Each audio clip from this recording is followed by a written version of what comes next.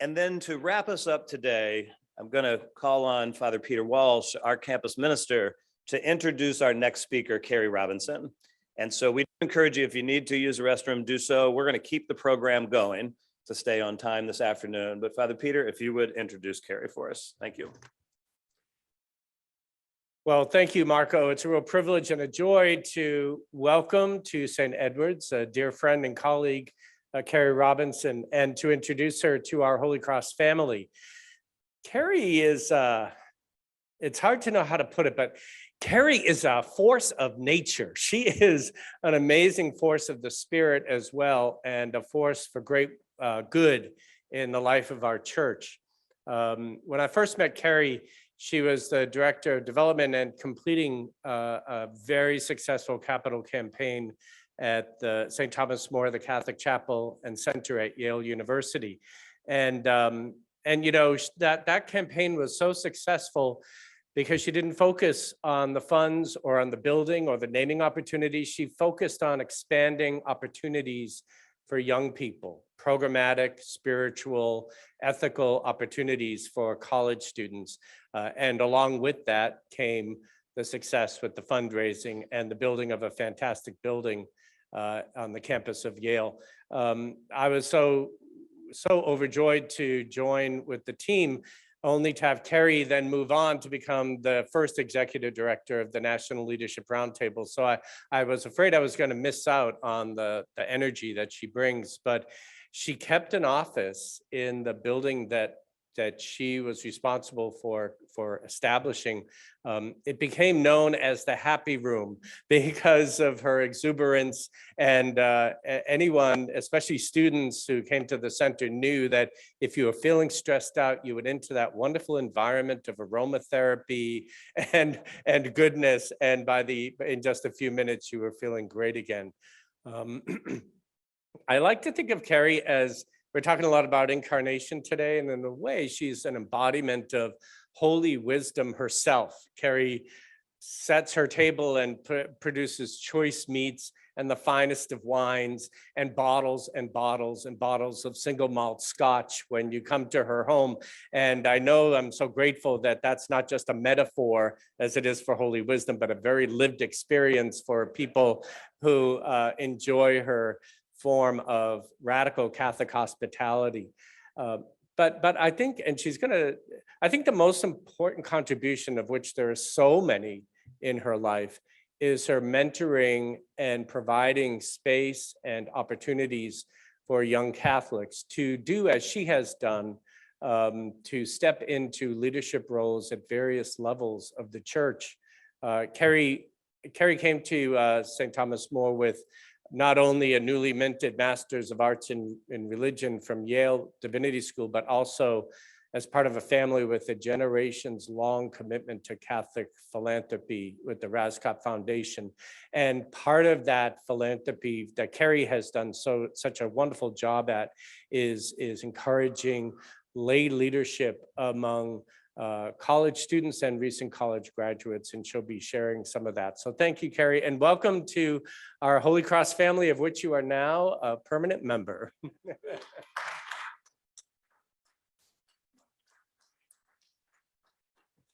Thank you so much. It is such a joy to be back in your company, Father Peter. And thank you all for inviting me. I am really honored to be in this all-star lineup of extraordinary thought leaders, many of whom are personal friends that I have deeply admired. It's a particular joy to be here physically in your company on this beautiful campus after 2 long and challenging years. So a special debt of gratitude to you, Marco Clark, for your wonderful invitation and the daunting responsibility of following my friend, Father Jim Heft. In 40 years of working to strengthen the Catholic Church, there has not been a single initiative I have been part of that didn't also include a sincere desire to include young adults in leadership and at the tables of decision-making. Not a single initiative I've done in 40 years has not intentionally included young adults. Promoting young adults and promoting women in the church has been a lifelong passion of mine, less because this is what young adults and women deserve, and more because this is the only way the church will thrive. At the end of February 2020, days before we went into lockdown for the pandemic, Leadership Roundtable hosted our annual summit entitled From Crisis to Co-Responsibility, Creating a New Culture of Leadership. This new culture of leadership is predicated on baptismal responsibility, on co-responsibility, and on leadership as Christ-like service. A major focus and highlight for us was a panel of 5 young adults. They offered concrete practical suggestions and laid out a vision for the church where every pastoral council, every diocesan finance council, and every board of trustees, from St. Edward's University to a local food pantry in the Diocese of Austin, would include a minimum of 2 young adults who have been prepared, formed, oriented to ecclesiology, canon law, Catholic social teaching, and baptismal rights and responsibilities. For decades, leaders of the church in the US have observed that many young adult Catholics enjoy a positive experience of the church while they are in college, either because they attend a wonderful Catholic university, such as the host of this convening, or because they attend a secular university that has a vibrant Catholic campus ministry. Catholic students note the exceptional liturgies, relevant homilies, student participation, opportunities for service, immersion in Catholic social teaching in action, and attention to helping them develop a mature adult faith. This is the best educated generation of Catholics that we've ever had. And as soon as they leave campus, their participation in the church plummets. For decades, leaders have observed and lamented this. The conclusion has always been the same. Kerry, we know that many young adults will drift away from the church for a period of time following commencement. They graduate and move to a new city to start their first job, and their neighborhood parish has few single young adults. We know that the church risks losing them for a time, but they will come back when they get married, when they have a child, or experience a personal crisis. I've heard this all of my life. This is not a good strategic plan. Jeff Boise, the founder of Leadership Roundtable, Father Bob Boulogne, the longtime Catholic chaplain at Yale University, and I set about finding a solution. Our first observation was that the prediction was no longer true if it ever had been. Catholics were not coming back to the church necessarily. For one thing, they were not necessarily getting married, marrying other Catholics, or raising their children Catholic. The church didn't always make them or the person they love feel welcome, or make it easy or even possible for them to marry in the church. To address the exodus of young adults, we convened leaders, including young adults themselves, to create a leadership formation program called ESTEEM. We've developed a curriculum, a crash course in basic ecclesiology and Catholic social teaching. Each student is paired with a mentor, a local leader whose field of expertise most closely aligns with the professional aspirations of the student. Mentors are on hand throughout the year for discussion on the role of faith in professional life, in vocational discernment, and in leadership. The most significant aim of ESTEEM, however, is to equip the student participants for meaningful leadership experience in the church after graduation. If young adults see other young adults in meaningful positions of leadership in the church, they know that their voice and perspective matter. A few years ago, Father Jim Heft and Jan Stetz invited me to contribute a chapter to another important book, Empty Churches, Non-Affiliation in America. I can't tell you or him what a privilege it is to be here with him, to have heard his reflections, and to have been treated to such a meaningful glimpse of his thought leadership. I agree with you, Marco. Great choice. Not such a good choice having me follow him, but we'll talk about that over scotch. For people of faith, the data and analysis provided by the contributing authors in that book should be cause of great concern. It can also be catalyst for action. The scholarship in the book is a clarion call for greater understanding and innovative approaches to prioritize and engage youth and young adults in their inchoate spiritual and religious hunger. The trends and challenges outlined may tempt people of faith toward despair, but there are important signs of vitality and proven strategies of successful young adult and campus ministry efforts that give rise to hope. Your own leadership is witness to that. I wrote about 8 principal insights that can help redress the trend of young adults to eschew religion altogether or to drift and disaffiliate from their religious upbringing, finding it irrelevant at best and hypocritical at worst. Here is where I find hope. Wherever there is a desire for meaning, for belonging, for forgiveness, for self and communal improvement, for joy, for purpose, for consolation, and for a deeper understanding of life's big questions, there will always be a role for the religious leader, teacher, and pastoral role model. New approaches combined with proven insights are having an effect. Among the core components, the most effective religious leaders are mindful of are early personal invitation, leadership formation and training, attending to both the cognitive and affective expectations, the head and the heart, creating a welcoming atmosphere, allowing for mentors, striving for excellence in liturgical, sacramental, communal, and programmatic life, and recognizing the important role of parents and family members. As Father Peter alluded to, my own gratitude for the church and for our faith began as a consequence of being born to a large family that now has a 77-year formal history of serving and supporting the church at the local, diocesan, national, and international level through the instrument of a private family foundation. In 1945, our great-grandparents, John and Helena Raskob, pooled their resources and established the Raskob Foundation for Catholic Activities with 2 expressed intentions. The first was that all of their money would be used exclusively to support the Catholic Church in all of its broad ministries and apostolates anywhere in the world. And the second was that their children and descendants would be stewards of the foundation's resources, serving as volunteers. From the youngest age I can remember, I was captivated by the breadth and depth, diversity, and global outreach of the church's mission.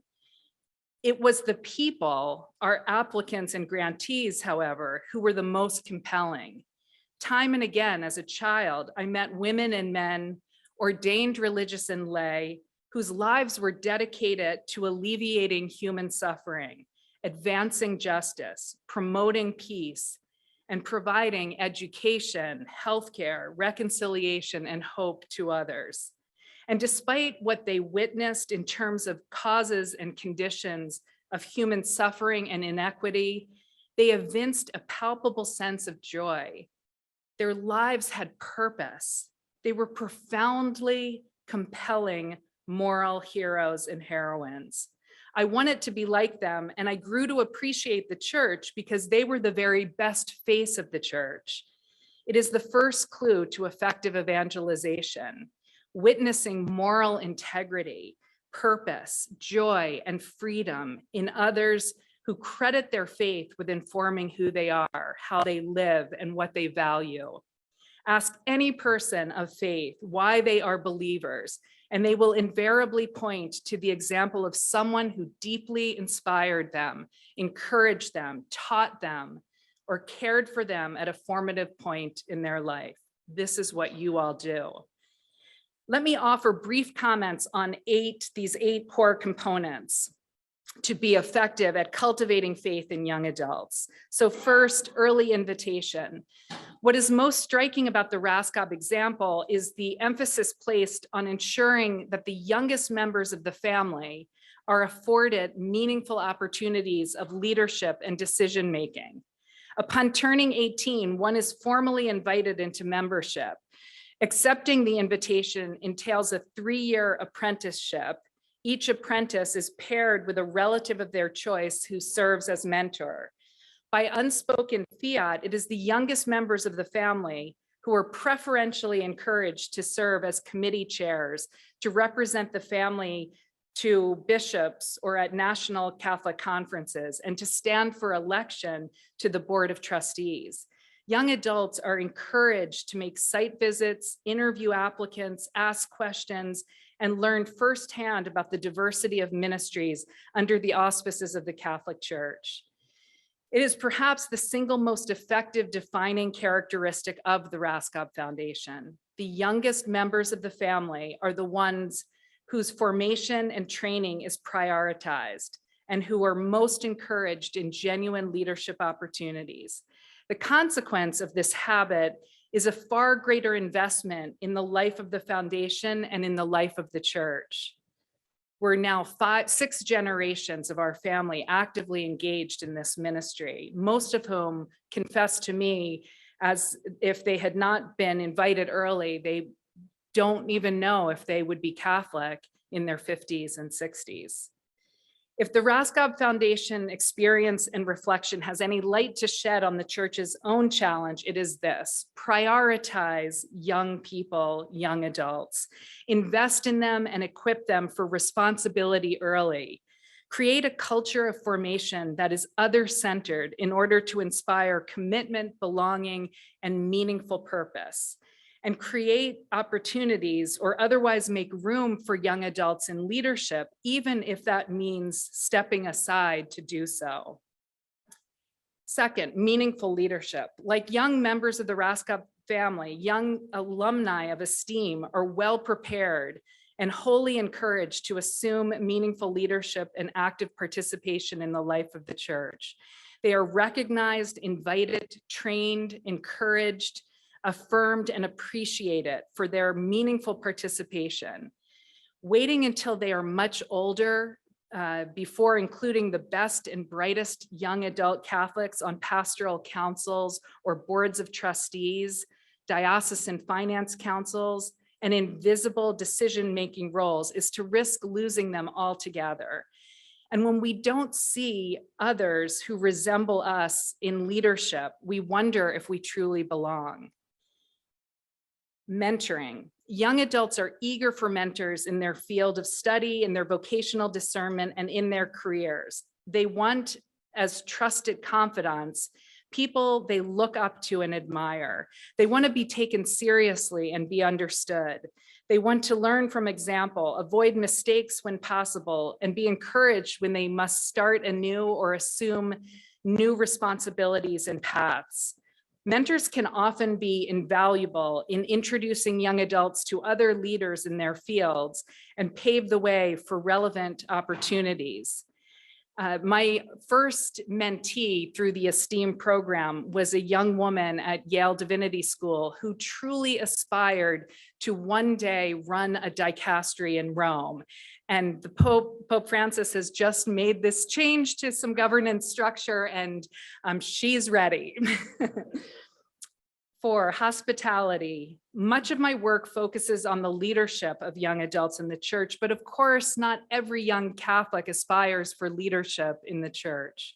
Many just want to belong to a welcoming, supportive, inspiring community where they will feel less lonely and less anxious, and where they can grow in a better understanding of who they are in search of a life of meaning.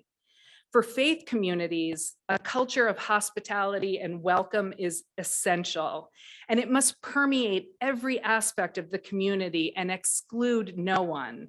A palpable sense of welcome must be perceived as especially, even preferentially, aimed at individuals who might otherwise be regarded as marginalized, because of gender, sexual orientation, socioeconomic condition, race, ethnicity, and ability. To profess in God's universal love for humankind and the dignity of each person, yet be unwelcoming, even subtly, will risk the respect and participation of young adults. It is not only incumbent on the pastoral staff and volunteers, but must be an integrated part of the culture. Part of the culture at Yale, designed to encourage a sense of belonging, is the small church community structure. Small communities of 10 to 12 people meet every week for 90 minutes throughout the semester. Members take turns leading the meeting, beginning in prayer, checking in with each participant on how his or her week was, and then reviewing, praying with, and discussing the coming Sunday's readings and commentary. The leader takes notes on an attendance sheet and marks down particularly salient insights and unresolved questions. Remarkably, the chaplain reviews all the notes made available and considers the insights and questions while preparing the homily. The quality of engagement at the Sunday assembly is palpably different when several hundred congregants, young adults, have already read, prayed with, and discussed the readings and are listening for insights related to their own experience of grappling with the scriptural passages. The small church community structure at Yale strengthens community. One can often feel unnoticed or anonymous at church, but with the cultivation of small communities, intimate friendships are forged, supportive networks are created, and members of a faith community can be church for each other, guided by the input of the chaplains. Intellectual life. So strap on your seatbelts here. Many students arrive on campus with a rudimentary understanding of Catholicism. For many of them, religious and theological learning ends with confirmation. The first challenge for those who care about transmitting the faith to the next generation and fostering an adult, mature faith in them is to help young Catholics develop a vocabulary to speak credibly about their faith at the level of university discourse. In some parts of campus, students will hear that religion is a crutch for those students who can't hack it intellectually. As students advance exponentially in their knowledge of history, economics, biochemistry, literature, and other disciplines, their religious understanding can remain stunted and stilted. They will not enter into rich theological discussions about the relevance of our faith with other classmates if they do not even have the vocabulary to discuss it. Helping students cultivate a vocabulary for understanding their faith and providing courses, seminars, retreats, and guest lectures to develop their intellectual religious understanding is a crucial component of effective campus ministries. Father Heft and I did not compare our talks, but everything he said is absolutely germane to the points that I would offer and that I experienced, even at a place like Yale. One of the very first new initiatives we introduced at Yale sought to take advantage of a commonly overlooked asset available to all campus ministers, Catholic faculty. At Yale, we set about identifying as comprehensively as possible the members of Yale's faculty who were Catholic. We identified 88 Catholic faculty across every department and graduate school. And then we invited each faculty member to speak to the students after the 5 p.m. Sunday liturgy each month. We encouraged them not to speak about their scholarship and research, but rather about their personal lives of faith. Students knew these brilliant professors as intellectual heroes and heroines, but didn't often think about them as religious, as devout, or even as spiritual. It was vital that we demonstrated at every opportunity that being smart and Catholic was not an oxymoron. A core component of our ministry was to help students develop a vocabulary for speaking about their faith and to access and appreciate the rich tradition of Catholic intellectual life that Father Heft just made a beautiful case for. Entitled Life as a Scholar and Believer, students are invited to the Catholic Center for a meal and we're treated each month to the uniquely personal faith stories of faculty. It is the only time I've ever seen a Yale faculty member nervous. And I think it's because we are never invited to talk personally and intimately about our faith. For most of the students at Yale, they didn't even know that their professor was Catholic or even had any religious tradition. So the questions that followed were wonderful because the students were given a glimpse into something very intimate and unique to each person.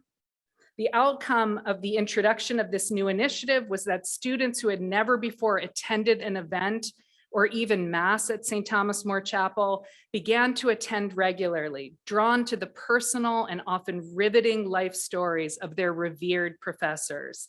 Soon they were noticing and being attracted to the quality of everything else that they were exposed to through campus ministry. The deeper one is immersed in the life of the church, the more one knows, the more challenging it can be. Because the church is deeply human, albeit with a divine mission, and in its humanity, it will invariably cause disappointment and sometimes even scandal. Ignoring the more ignoble qualities of the church does not contribute to the religious maturation of young adults, but undermines it. Sixth, effective life. An important first step in meeting the intellectual, social, emotional, and spiritual expectations of college-age students is recognizing the multidimensional nature of what contributes to full human flourishing. It is tempting in educational settings to give greater weight to cognitive formation. But the affective development of young people is equally important if spirituality is going to be cultivated and religious identity internalized. Candor, vocabulary, permission to delve deeply into discussions and dialogue about faith are essential components to the intellectual formation of young adults. But equally important is attending to their emotional and social expectations. The best faith leaders expose young people to experiences of service, to worlds and communities unfamiliar to them, and inculcate a responsibility born of faith to be other-centered and to promote the dignity of others. Again and again, evangelization is the byproduct of service. And this is what Pope Francis asks of us repeatedly: encounter and accompany others. 7, when it comes to sacramental and liturgical life, excellence must be the consistent goal.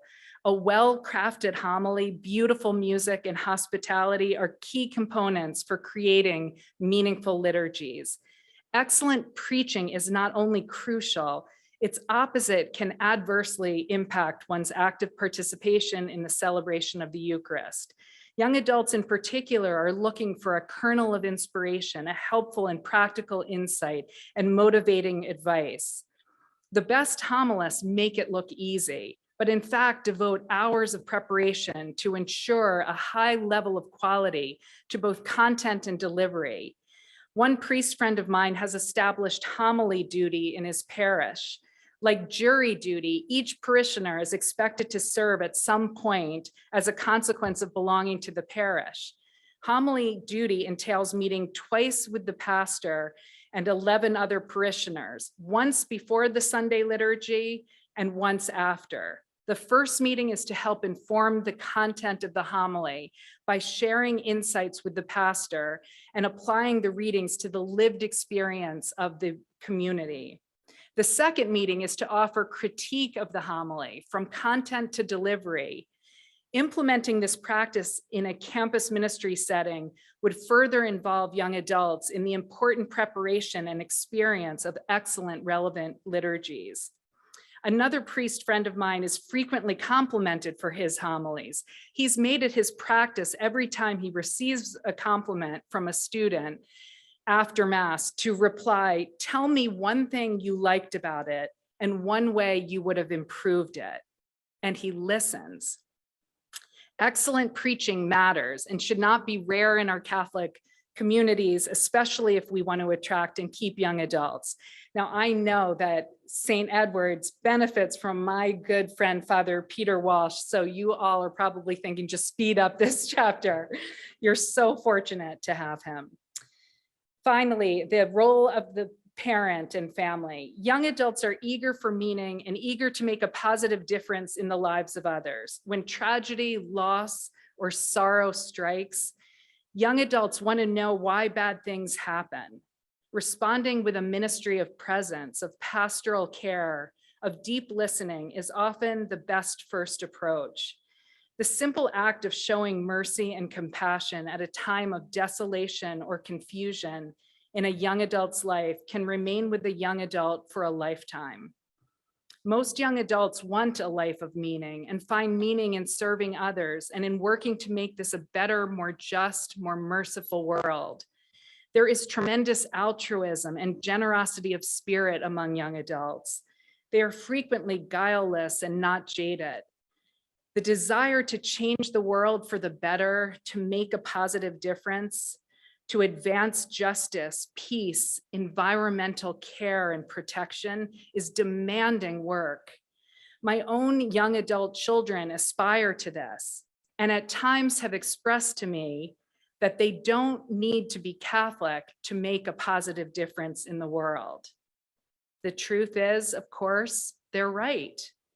But what they and their peers may not realize is that it is impossible to sustain a lifetime of trying to make the world a better place without access to the transcendent and a community to support us.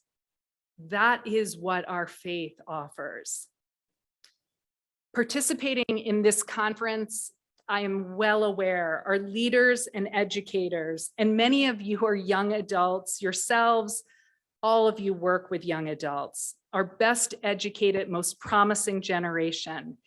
Your attentiveness to them and to their cognitive and affective formation provides all of us an incalculable service, not only to the church, but to the world.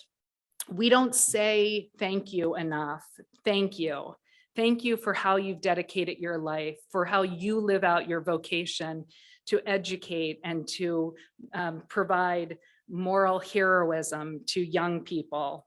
My gratitude to you is deep and sincere. We are emerging from the COVID-19 pandemic in the midst of other pandemics, racial injustice, growing inequity and disparity, environmental degradation, divisiveness and acrimony, precarious mental health, gun violence in the United States, and a barbaric, heartbreaking war in Ukraine. What will life be like as we emerge from these challenges? The church, our church, is always at the vanguard of human suffering, at home and throughout the world. At the start of the pandemic, many lamented that our churches were empty, but the church was not empty. It had been deployed. The church, our church, is on the front lines of providing education, witness all of you, healthcare, food, safe shelter, financial support, protective equipment, medicine, supplies, and pastoral care at the local level, across the nation, and in every part of the globe. The church is on the front lines of providing humanitarian support right now for people fleeing the violence in Ukraine. Our church provides support and care for refugee and immigrant families in all parts of the globe, for people in prison, people without homes, people newly or chronically unemployed, elderly persons in isolation, persons who are disabled, persons who are trafficked or vulnerable to domestic abuse, and teenagers who can't go home. The only true common denominator for those our church is serving is that they belong to the human family and they are in need. As the famous saying goes, we don't care for people because they are Catholic. We care for people because we are Catholic. We would be wise to communicate this full breadth and depth of the church in action to our young adults. In closing, I leave with you two final thoughts, both notes of hope. The first is a note about the global synod to which Pope Francis has invited all of us. And the second is the best advice I have been given when it comes to being and remaining Catholic. First, the synod. I believe that there is no time like the present to initiate radically important, hope-filled matters of great potential and positive consequence. We, all of us, have such an opportunity before us.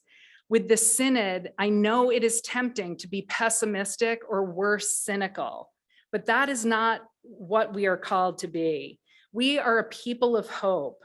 Imagine if we didn't have this opportunity for deep listening, for moments of silence to invoke the present and stirring of the Holy Spirit, to speak in candor and charity, to reveal what breaks our hearts and what ennobles us. Pope Francis has emphasized and prized co-responsibility, ordained religious and lay leaders working in partnership for the sake of the mission of the church. And this diversity matters. It is not an accident. In our family and at Leadership Roundtable, we have an expression: everyone has a piece of the wisdom. We are all myopic on our own or in our own narrowly defined groups. We need the diversity of perspectives and experiences to be better informed, healthy, and whole. Now, emerging from a pandemic where no part of the church or globe was spared of that experience, it seems particularly fortuitous to engage in dialogue, deep listening, prayer, imagination, attentiveness to the Holy Spirit and to each other, to literally dream a better way forward, particularly in light of the looming environmental challenges, crises, pleas that also bind us all as a human family. Diversity factors greatly in the synodal process. We simply need all voices, all backgrounds, all experiences, all wisdom, and the synod will be as effective as our own responsibility for it. We are being asked to participate and to be channels of inclusion for others who fall outside the normal parish or diocesan community. This is incumbent upon all of us. It is lay agency, baptismal responsibility. We should all have a preferential option for young people, for children and young adults, and those on the margins, disaffected Catholics, wounded Catholics.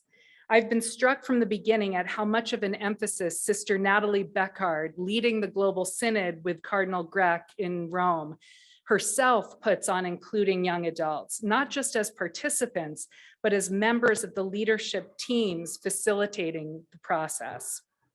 And finally, the advice. When I was a young adult myself, my professor and spiritual director, Sister Margaret Farley, gave me advice I have never forgotten. It remains the best advice I can offer in times of anguish when the institutional church fails to live up to its potential or manifests ignoble qualities, arrogance, clericalism, fear, control, sanctimony, prejudice, mediocrity. Her advice is this: always remember what it is you love most about the church and membership in it. Name it, claim it, and be radically grateful for it. Have you thought about this? When young people ask you why you are Catholic or why you stay, what do you tell them? What do you most value about our faith? My list is long and wide. I love our church's rich intellectual tradition, especially and exactly the way Father Jim Heft has just described it. I love our church's social justice teaching, sacramental life and imagination, mercy, the Eucharist, the primacy of conscience, prayer and transcendence, forgiveness, the preferential option for the poor and most vulnerable, the injunction every day to be Christ-like. I love that where there is human suffering, the church is at the vanguard of providing relief, promoting justice, and advocating for peace. Witness Ukraine. I love our church's appreciation of beauty and aesthetics, the art and architecture, music, and literature our faith has inspired.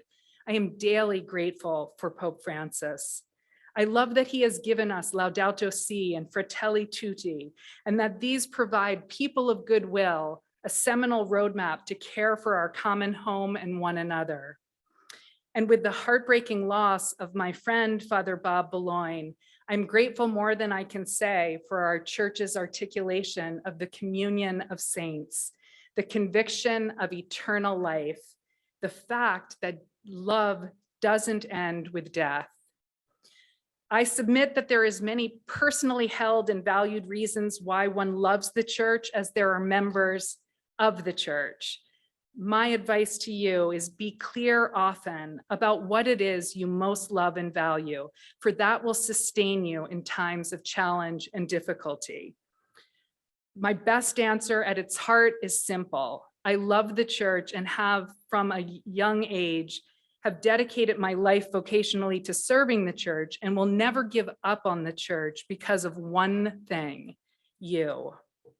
Women and men, ordained religious and lay of all ages, all over the world, like you, church leaders and educators and young adults joining today. You are a reason for hope, my hope and the hope of all who know you.